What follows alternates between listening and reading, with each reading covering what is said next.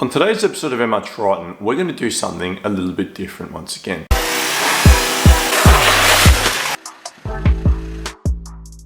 What we're going to do is we're going to talk about the history of the Triton as a vehicle.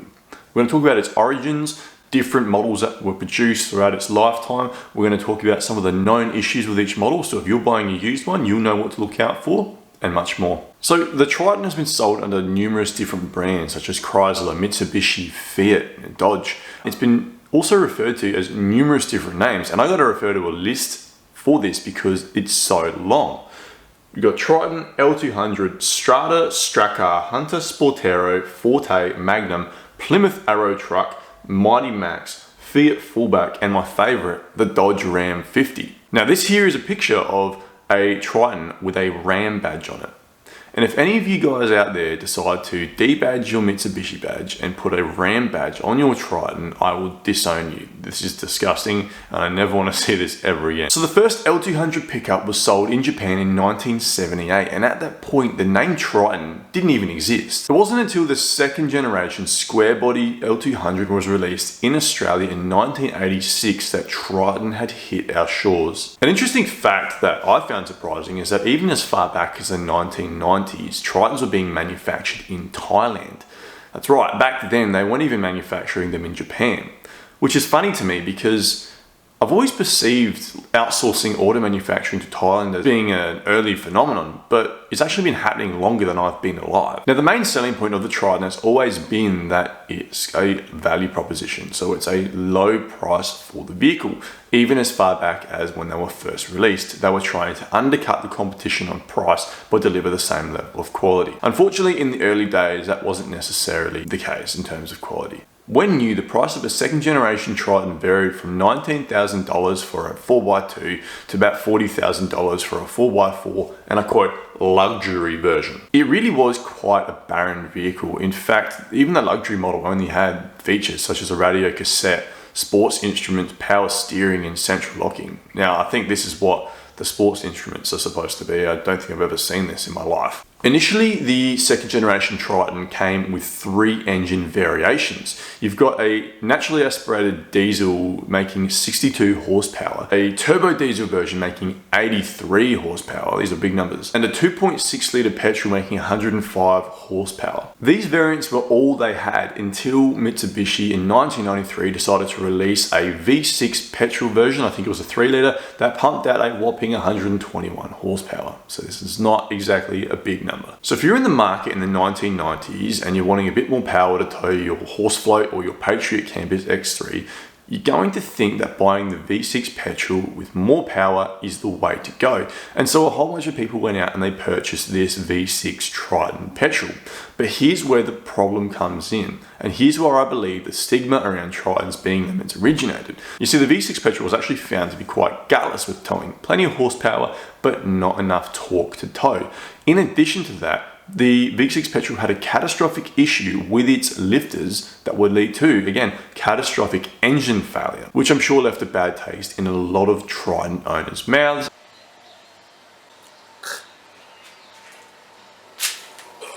And I'm sure they would have just gone and bought a Hilux or something else on the market to replace this lemon Triton that they just bought. Now, the third generation Triton is a vehicle that I'm sure you've seen a fair bit of. I still see a fair few of those getting around. In fact, I see their counterpart, the Mitsubishi Challenger, getting around a fair bit as well. It was introduced in 1996 and it was a bit of a game changer. Looking at the vehicle itself as well as any spec sheet will reveal that it's a far superior vehicle to what the second generation Triton was. One of the primary upgrades with this vehicle from the earlier model Triton is the 3 engines that you were able to get with the vehicle. It came with a 2.8 litre naturally aspirated diesel that made 98 horsepower as opposed to the measly little 83 horsepower turbo diesel that was with the earlier generation of Triton. It also had a 2.4 litre petrol that made 130 horsepower, or the big dog, the 3 litre naturally aspirated petrol making 178 horsepower and 255 newton meters of torque. Now this is a massive step up in terms of power and performance from what you would have seen in the earlier generation of Triton. I mean, even just looking at this vehicle, it truly starts to resemble what we perceive to be a 4x4 dual cab ute today.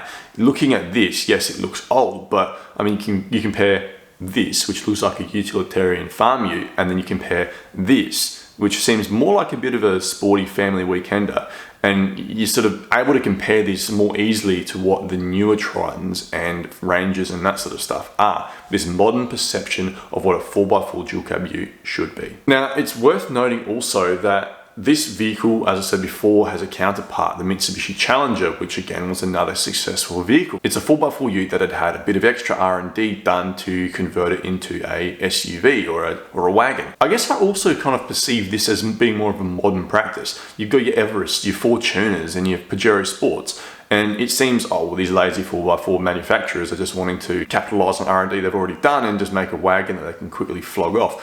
When in actual fact, this is a practice that's been happening for a long time. And I'm not surprised why. The Challengers sold quite well, and I still see a lot of these Challengers getting around today. I probably see more of these Challengers around than I see the actual Tritons getting around. Now, with the higher spec models like the GLS, you had a bit more luxury riding around with you in the interior than you had with the predecessor. So radio cassette, power windows, power steering, engine immobilizer, central locking, and a 4-speaker stereo. Again, these Tritons were built exclusively in Thailand throughout the 1990s and early 2000s. In terms of pricing for these Tritons, back in the 90s and early 2000s, you're looking at paying about $25,000 for a petrol 4x2 or about $45,000 for a 3-litre petrol 4x4 version. Now, as I say, these were quite a popular vehicle. They sold quite well. They were a step above what the prior version of Triton was, and I'm sure you'll see plenty of these getting around for years to come. Now let's start talking about the 4th generation of Triton, and this is where we really start to get into the purpose of this video, that used car information. When you picture Mitsubishi Triton, this is what you picture.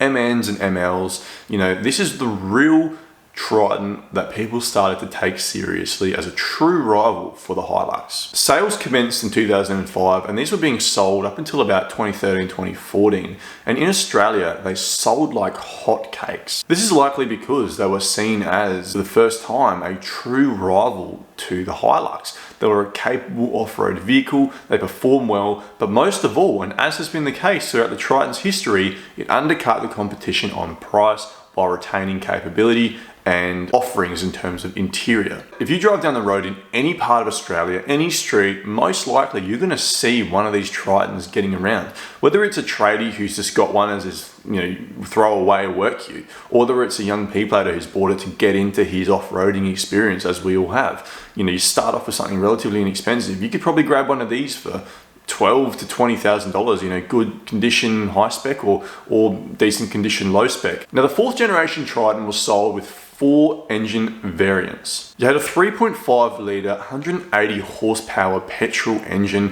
which was very popular. You also had a 3.2 litre 158 horsepower turbo diesel engine. There was a 2.4 litre 124 horsepower engine, which was most commonly seen in the 4x2 kind of tradie ute version. And then you had the most common version of engine of them all, the 2.5 litre 134 horsepower turbo diesel, which is the most popular engine for this model of Triton. New car pricing for this vehicle throughout its lifetime varied from $21,000 for a 4x2 or $55,000 for a GLS top spec 4x4. And it's with this model of Triton that you really start to see a difference in luxury from the earlier models until now. It really starts to include some of those features that we see in a modern vehicle on the automotive market today. To put that into perspective, the base model 4th generation Triton GLX had engine immobilizer, AC, cup holders, cruise control, MP3 compatible stereo, ABS, and airbags. Aside from Bluetooth connectivity, where I can connect my phone to Bluetooth and listen to music or navigation, that's everything that my car has, and I bought it 2 years ago. Now it's worth noting that back in those days with the 4th generation Triton, you also had the option to add a factory diff locker, like an air locker, to your vehicle to improve your towing and off-road experience. And it's funny because these days that's seen as just a standard thing that comes with your dual cab ute. Back in those days though, it was a bit of a luxury. If you wanted to add it for extra money, that's something you could do. Now, as I said before, there's very few differences between the GLX model of the 4th generation and my GLX model of car. And so from here on out, most GLX models will have essentially the same features. Your basic bare bones, what makes a 4x4 dual cab ute.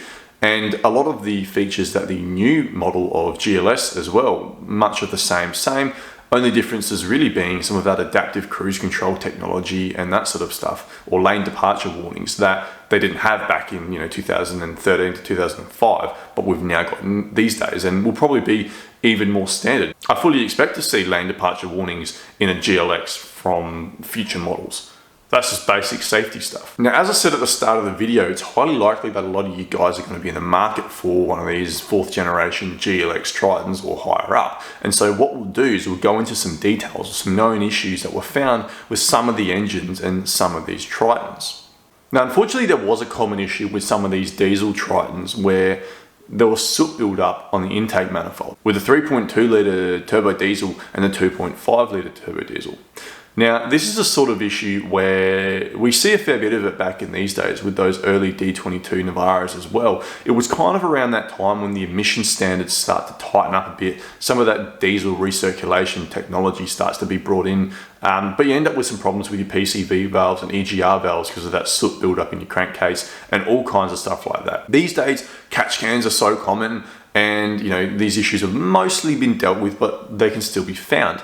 Unfortunately, with the 4th generation Tritons, the only real way to resolve the issue of soot buildup in your intake manifold or inlet manifold, whatever you want to call it, is to clean it out. You've either got to clean it out yourself, pay someone else to do it, or let it build up and allow your vehicle to slowly suffocate and then fob it off to some young bloke to deal with, which I highly don't recommend, but I'm sure a lot of people will buy one of these used, end up having some kind of issue with this soot buildup and have to pay big money to get it fixed when something goes wrong. In addition to this, if you've watched my best rear bar for your MR Triton video, you'll know all about the bananarization phenomenon. And this is the version of Triton that had the most problems and was most impacted by the problem with bananarization. Now, if you haven't watched that video, but I assume you have because you're one of my loyal subscribers, you're going to find that if you put too much weight behind the rear diff, the vehicle bends the chassis in the middle, as you can see right here.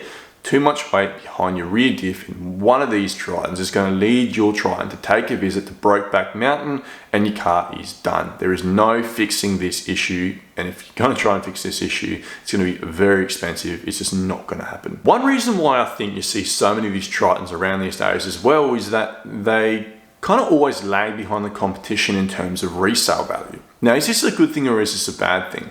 I mean, you buy a Triton brand new because it's not that expensive, and so you can't expect to sell it for heaps of money unless you're me, in which case you buy it for like 10 grand or 15 grand less than what it's worth, and then you end up making a bunch of money if you sell it.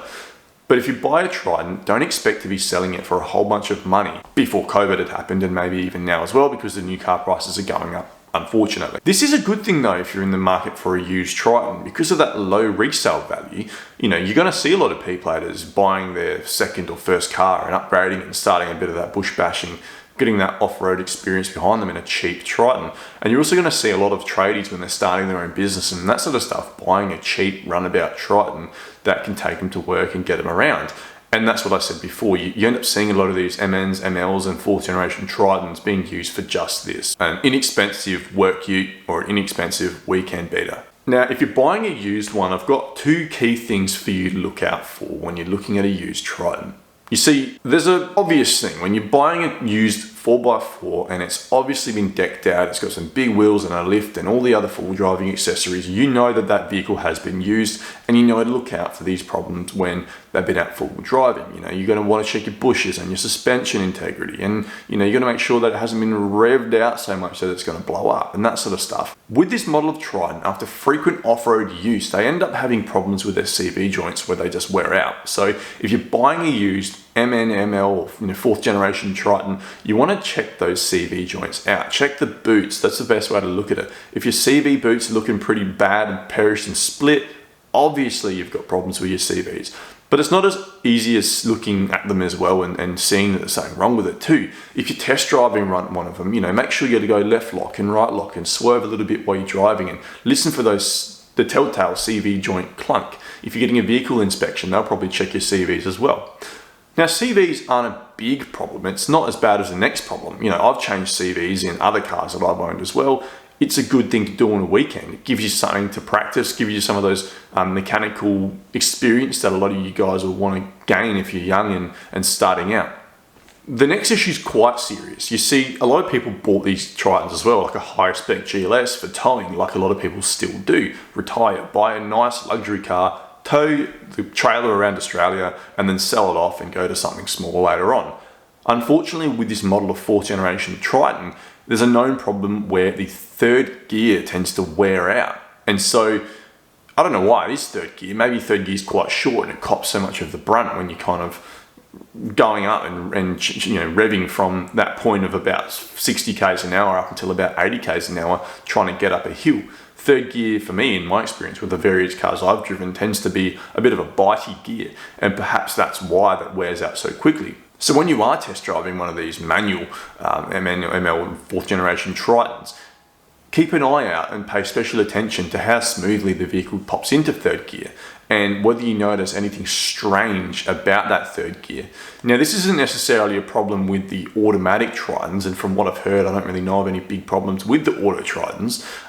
There's probably some out there, and it's worth a Google before you buy any used vehicle. But particularly manuals, keep an eye out for that third gear. Otherwise, you're going to end up buying a lemon and you're going to be paying to rebuild or recondition a gearbox, and that is some big money if you're a young bloke just starting out your business, or you're trying to just go for driving and have a good time, but you can't because your car's broken. And the final issue, which I'm pretty sure would have sort of run its course by now, is there was rumored problems with the 2.5 litre turbo diesel engines where they would overheat.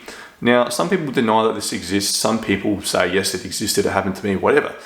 There was a period of time when Mitsubishi was replacing 2.5 litre turbo diesel engines are under warranty because they were overheating. And like I said with the Ironman bull bar, once the company makes the decision to start replacing things or changing the design, that's all the evidence you need to verify that this issue exists. So I'm assuming if you bought a MN Triton back in 2006, probably would have had the overheating issue by now, probably would have had the engine swapped over to a refined engine by now by Mitsubishi under warranty. I'd be very surprised if at this point when the vehicle's, 10 years old or however old it is, that issue hasn't surfaced yet. Aside from all of that though, the 4th generation Tritons were a resounding success. They sold like hotcakes. They were very popular. They were a very capable vehicle off-road. There's a massive aftermarket 4x4 accessory market for this model of car. So, if you're in the market for a four-wheel drive and you want something affordable, look no further. Now, if you've noticed I've all of a sudden started looking a little bit different, that's because I started making this video in September of 2021 and we're now in February of 2022. I hope you've enjoyed this video. Make sure you like, share, and leave a subscription if you found it useful. Stay tuned for part 2 of this video where I take you through some of the information about the MQ Triton and the transition to the MR. And as always, make sure you like, share, and leave a subscription, and we'll see you in the next one.